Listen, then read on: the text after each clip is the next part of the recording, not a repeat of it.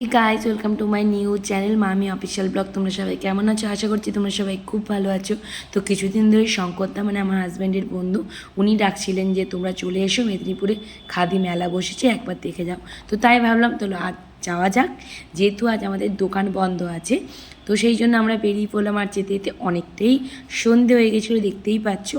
আর এসেই দেখছি বেশ বড়সড় মেলা বসেছে, পুরো কলেজ মাঠেই বসেছে, মেদিনীপুর কলেজ মাঠেই। খুব সুন্দর দেখতে লাগছে, অনেকদিন পর মেলা এলাম। এখন আমরা সবাই মিলে মেলার মধ্যে ঢুকছি। আমি, মুনমুন্দি, শঙ্করদা, যিশু আর আমার হাজব্যান্ড পেছনে আছে। ও বলল তোমরা এগো, আমি বাইকটা নিয়ে আসছি। আর এই দিকে দেখো, যিশু এসে তার বোনের হাতটা ধরে তাকে মেলার দিকে নিয়ে যাচ্ছে, মেলার ভেতরে। এরপরে চলে এলাম একটা দোকানে। দেখো কি সুন্দর সুন্দর ছেলেদের টি শার্টগুলো ঝুলছে, আর সবগুলোই কিন্তু ফেব্রিকের কাজ করা, মানে অসাধারণ দেখতে লাগছিল। এইদিকে দেখো কাঠের কত সুন্দর সুন্দর ট্রেগুলো, সবগুলোই কিন্তু এদের হাতেই করা।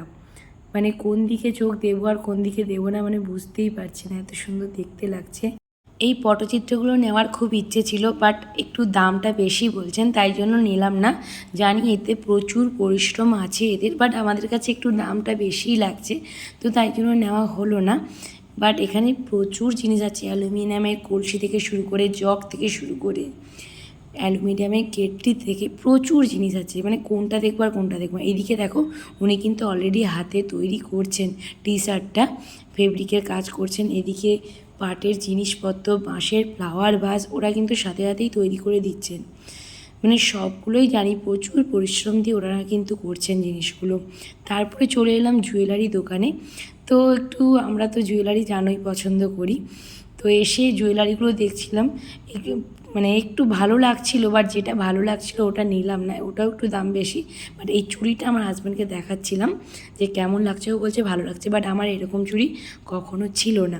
ও বলছিল যদি তোমার পছন্দ হয়ে থাকে তুমি নিয়ে নাও। আমি একটু বার্গেনিং করছিলাম, বাট ওনারা বললেন যে বার্গেনিং করা যাবে না, ফিক্সড রেট।